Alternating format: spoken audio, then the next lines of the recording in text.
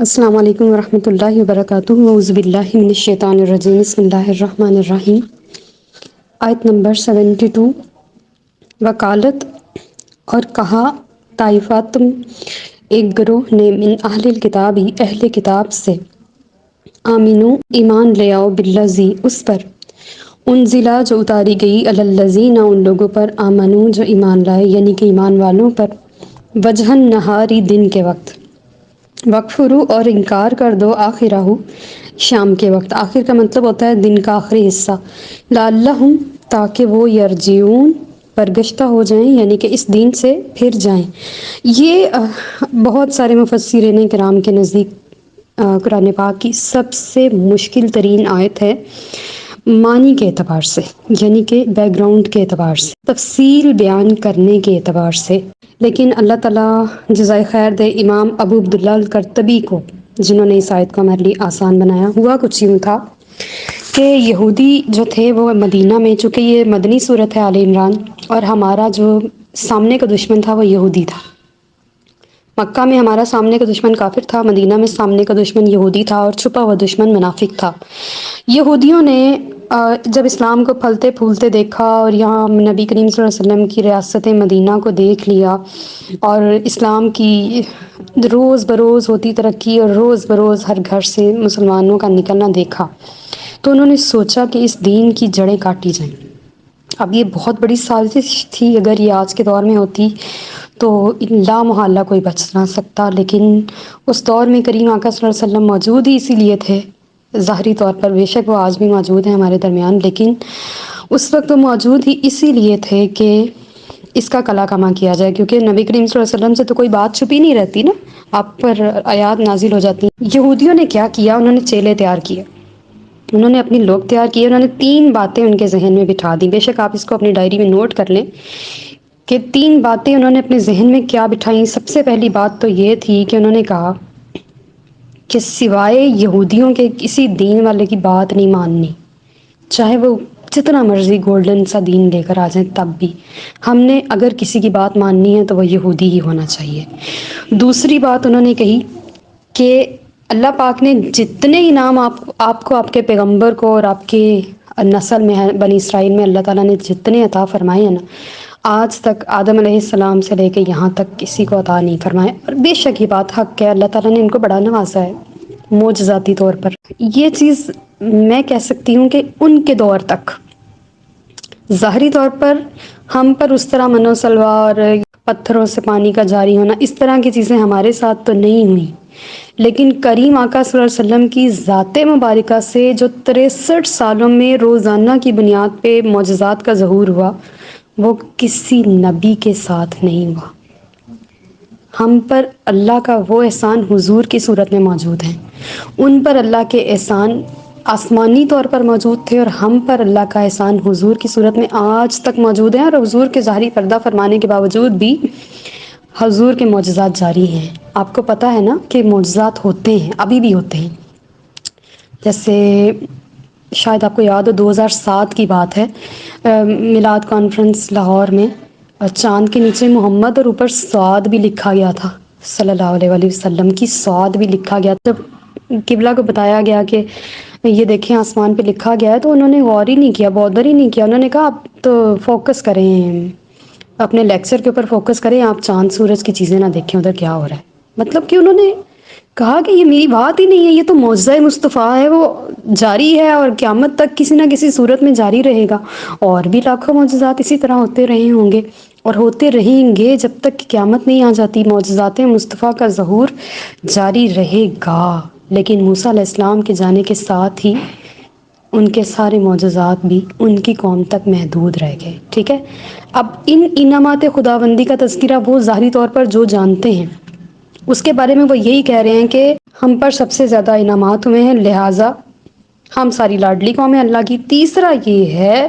کہ اطمینان رکھو کہ کل قیامت والے دن کوئی تم پر انگلی نہیں اٹھائے گا، تمہیں شرمندہ نہیں کرے گا، کسی بھی وجہ سے تم کسی وجہ سے شرمسار نہیں ہوگے اپنے پیغمبر کے سامنے یا کسی بھی سامنے۔ یہ باتیں لے کر اسلام کے اندر گھس جاؤ، اور دن کے وقت ایمان لے آؤ، رات کے وقت انکار کر دو، کافر ہو جاؤ۔ اور یہ چیزیں تین اپنے پلے سے باندھ کے مان لانا، یہ نہ ہو کہ یہ باتیں بھول جانا۔ اب ان کو تھوڑا سا ڈر یہ بھی تھا نا کہ کہیں یہ اسلام لاتے لاتے اس کی روشنی میں، اسلام کی روشنی بہت بڑی تھی، اس سے آنکھیں چندھیا سکتی تھی، تو انہوں نے کہا کہ ایسا نہ ہو ہمارے ہاتھ سے تم ہی چلے جاؤ جن کو ہم تیار کر رہے ہیں، لہٰذا ان تین چیزوں کو یاد رکھ کے مسلمانوں کو اسلام سے برگشتہ کرو، ہٹا دو۔ برگشتہ مینس ہٹا دینا، ان کو ان کے دین سے ہٹاؤ، اور کسی نہ کسی طریقے سے انہیں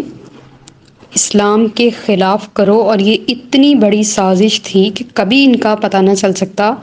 کیونکہ یہودی بھی ہماری طرح داڑھی رکھتے، وہ بھی مسلمانوں کی طرح ختنے کرتے ہیں، اور وہ بھی مطلب مسلمانوں ہی کا گیٹ اپ تھا ان کا، لیکن اللہ پاک نے یہ آیت نازل فرما کے مسلمانوں کے ایمان کی حفاظت فرمائی،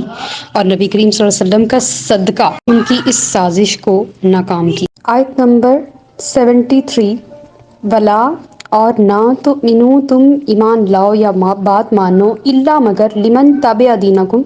جو تمہارے دین کی پیروی کرے۔ کل آپ فرما دیجئے ان الہدا بے شک ہدایت ہد اللہ اللہ کی ہی ہدایت ہے، ان یؤتا اور یہ بھی نہ ماننا کہ دیا جا سکتا ہے احدن کسی کو بھی مثل ما اوتیتم جیسے تمہیں دیا گیا، او یا یحاجوکم یا کوئی حجت لا سکتا تم پر عند ربکم تمہارے رب کے پاس۔ کل آپ فرما دیجئے ان الفضل بے شک فضل بید اللہ اللہ کے ہاتھ میں ہے، یؤتی ہی عطا فرماتا ہے من یشاء جسے چاہتا ہے، واللہ اور اللہ تعالیٰ واسع علیم وسعت والا سب کچھ جاننے والا ہے۔ یہ وہی بات ہے جو ہم نے پچھلے آیت کی تشریح میں پڑھ لی ہے کہ یہ تین چیزیں تھیں، ایک تو کسی کے دین کی بات نہیں ماننی، دوسرا جو کچھ ہمیں دیا گیا ہے وہ کسی اور کو دیا نہیں گیا، اور تیسرا قیامت والے دن تمہارے ساتھ کوئی برا نہیں ہونا، نہ ہی کوئی ایسی بات ہونی ہے کہ تم اللہ کے سامنے شرمسار ہو۔ لیکن نبی کریم صلی اللہ علیہ وسلم کو اللہ تعالیٰ فرما رہے کل اے نبی آپ انہیں بتا دیجئے کہ فضل میرے ہاتھ میں ہے، اللہ کے ہاتھ میں ہے نبوت کا فضل، نبوت کی عطا میرے ہاتھ میں ہے، یؤتی ہی من یشاء وہ دیتا ہے جسے چاہتا ہے، اور اصل میں ہدایت وہی ہدایت ہے جو اللہ دیتا ہے۔ بندہ کیا کسی کو ہادی کر سکتا ہے، کسی کی کوئی رہنمائی نہیں کر سکتا، کوئی کسی کا رہنما نہیں ہو سکتا، اللہ اپنے بندے کا رہنما ہے، اللہ اپنے بندے کو ہدایت دیتا ہے، وہی اپنے بندے کے لیے راستے سنتا ہے۔ آپ کو پتہ ہے آپ اس راستے پر خود نہیں چلتے، آپ پر اشارے ہوتے ہیں، نظر کرم ہوتی ہے، عنایات ہوتی ہیں، تو آپ اس راستے پر چلتے ہیں، ورنہ ہم میں کوئی اوقات نہیں ہے کسی کو پڑھنے پڑھانے کی، نہ کسی کو اس راہ پہ چلانے کی، لیکن وہ رب دو جہاں ہد اللہ وہی ہادی ہے، جسے چاہتا ہے اس راستے پر چلا دیتا ہے، اور وہ وسیع علم والا ہے، جہاں ہم ساری دنیا والوں کی علم کی حد ختم ہو جاتی ہے، ہمارے دماغ کی کھڑکیاں ڈیڈ ہو جاتی ہیں۔ آپ کو پتہ ہے دنیا میں سب سے زیادہ دماغ استعمال کرنے والا ایک ہی شخص تھا، وہ تھا آئنسٹائن، اس نے اپنے دماغ کے سارے خلیے کھولے اور اس کو چلایا اور یوز کیا، لیکن ہم میں سے کسی نے بھی اپنے دماغ کو اس انداز سے یوز نہیں کیا۔ اگر ہم اپنے دماغ کا استعمال کریں نا اصل میں جتنا اللہ نے ہمیں علم عطا فرمایا ہے، تو ہم بھی تھوڑی بہت ترقی کر لیں لیکن ہم کرنا نہیں چاہتے، اصل بات یہ ہے۔ تو جہاں ہمارے دماغ کی کھڑکیاں بند ہوتی ہیں وہاں اس کے علم کی ابتدا ہوتی ہے، اس علیم و خبیر خدا کی جس کے لیے علم کے خزانے ہیں، اور وہ صدیوں پہلے کی باتیں اور صدیوں بعد کے واقعات ایز اٹ از جانتا ہے، جیسے سامنے لکھے ہوئے ہیں۔ آیت نمبر 74، یختص خاص فرما لیتا ہے، یہ دیکھیں اردو کے قریب ترین ہے، ختص سے خاص، برحمتی ہی اپنی رحمت کے ساتھ، من یشاء جسے چاہتا ہے، واللہ اور اللہ تعالیٰ ذو الفضل العظیم صاحب فضل عظیم ہے۔ ذو کا مطلب ہوتا ہے والا، فضل والا، عظیم بہت بڑے فضل والا، وہ اپنی مرضی سے جسے چاہتا ہے نبوت، رسالت، ولایت، مرتبہ، جو کچھ دینا چاہے وہ اپنی رحمت سے جسے چاہتا ہے جو چاہے عطا فرما دیتا ہے۔ ہر مرتبے پر پہنچانے والی ذات اسی کی ہے، وہ خاص کر لیتا ہے اپنے بندے کو اپنی رحمت کے لیے، اور اللہ صاحب فضل عظیم ہے، یعنی کہ اس کے پاس فضل عظیم کے خزانے، اور وہ ان کے اوپر جیسے مرضی تصرف فرماتا ہے، کوئی بھی اس کو روکنے والا نہیں ہے۔ وما علینا الا البلاغ المبین۔